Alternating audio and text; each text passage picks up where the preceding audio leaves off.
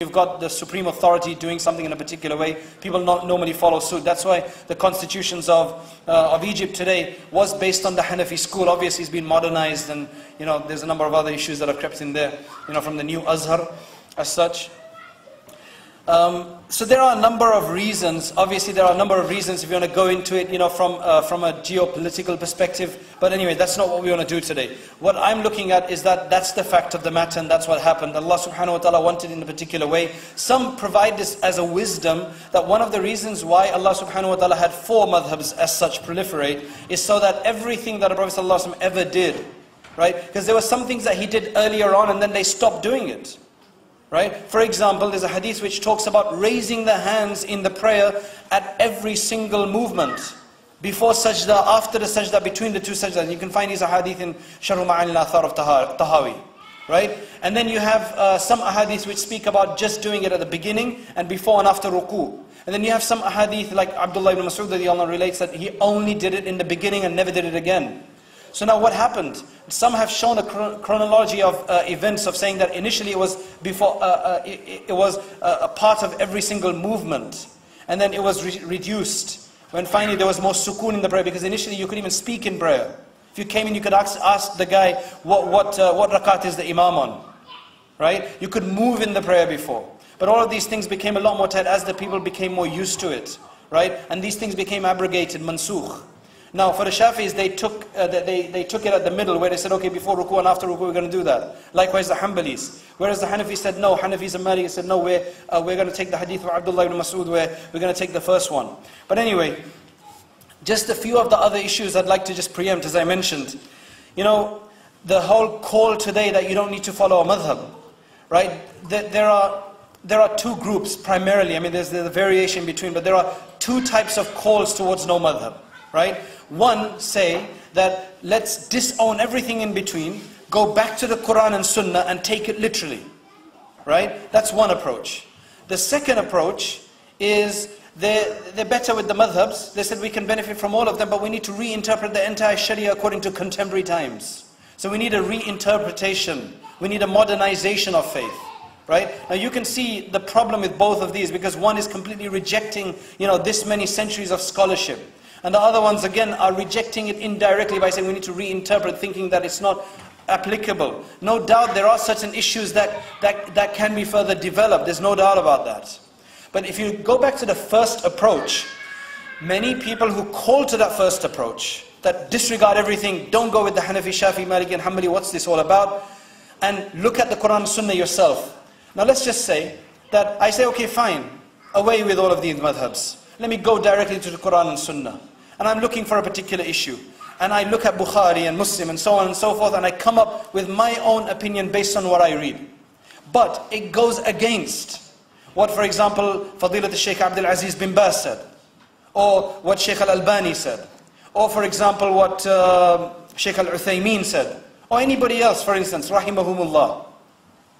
Right? If I come up with my own ijtihad and my own Quran and Sunnah understanding, and I come up with an opinion, they're still going to reject what I'm saying. Basically the call is towards the 5th madhab. It's not the fact that reject the 4 and do it yourself, because nobody can do it themselves except the mujtahid. And we'll talk about a mujtahid later. It's a call towards the 5th madhab. It's a call towards the 5th madhab. And it's a contemporary madhab. But the question is, why should I give away my Rolls Royce for I don't want to say a Mini Cooper because they're quite nice, right? But you know what I'm saying. Something that was a lot closer to the time of the Sahaba, tried and tested, 1400 years of experience. And I want to leave that to follow something that's in its first generation. That's in its first generation. That you have to understand that. That's the crux of the matter here. The idea is not that everybody individualize their faith by doing their own ijtihad. Nobody agrees with that. Because you'd have, and as we do have in certain places, we have about 50 different perspectives. Number 2, they say that madhahib, this is a part of the heresy of the ummah. Right? This is not the firqatun najiyah. As the hadith of the Prophet ﷺ, Abu Dawud and others, it mentions about this firqah, that there will only be one sect that will be the saved sect, and all of the other 73 will go to hell. That is obviously talking about aqeedah. That is not the ikhtilaf in the furu'. It's not the ikhtilaf in the branches of faith like the jurisprudence. That is clearly in Aqidah when you're talking about the Hanafis,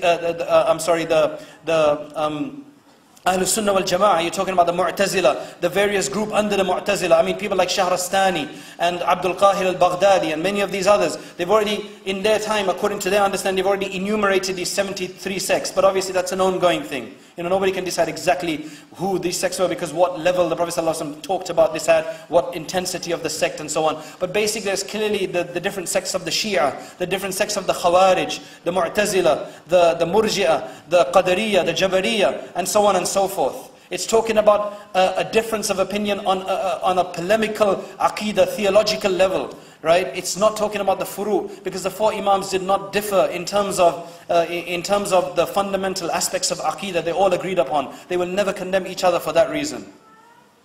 Okay, that's another one. The other thing is that there is an adab between the madhahib. When do you see a Shafi like just bashing a Maliki and putting him down?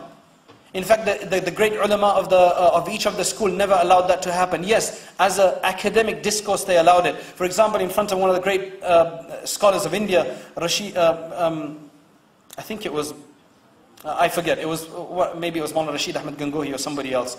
He must have really explained the matter and really broken down the dalils of the Shafi'i school, right, on a particular issue.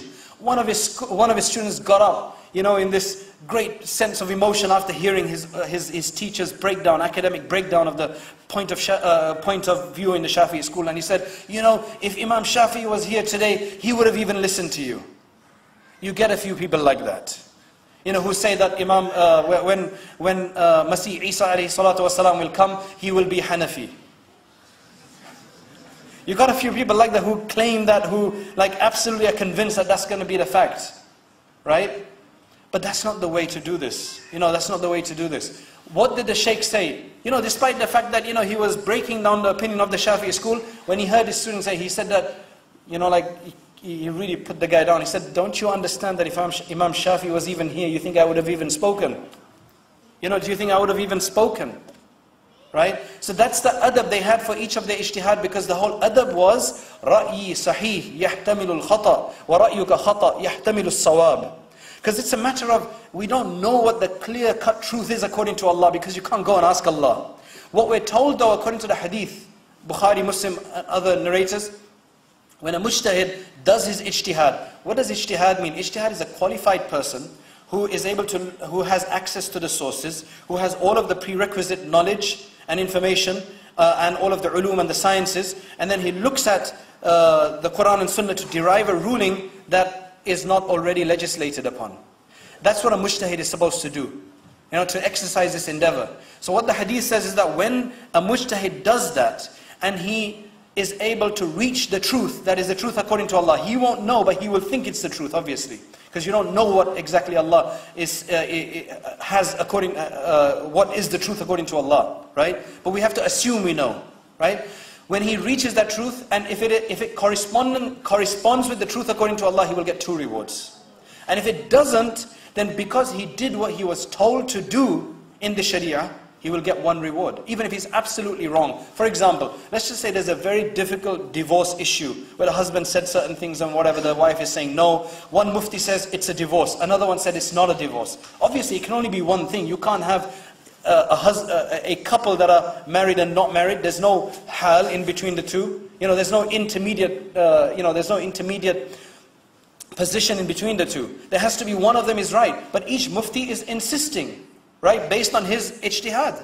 They're both valid ijtihads, but which one is more correct? Only one is more correct according to Allah. According to the usulis, only one is correct according to Allah. Right? We won't know that, but we have to assume that whatever we're following is more correct. So as a Shafi'i, I have to think that whatever I'm following is more correct, but it has the possibility of being wrong. And what you're following as a Hanafi or a Maliki is wrong, but has the possibility of being correct. And there's ulama like Anwar Shah Kashmiri and others, rahimahullah, they've even discussed whether Allah subhanahu wa ta'ala will reveal on the Day of Judgment who was more correct on any given issue. And he said, I don't think so, because every mujtahid did what they were supposed to do, which was to make the ijtihad, and people followed them. If you know, you don't have, if you were born in a Hanafi school, you know, in a Hanafi household, you don't have to stick to the Hanafi school. You can become a Shafi'i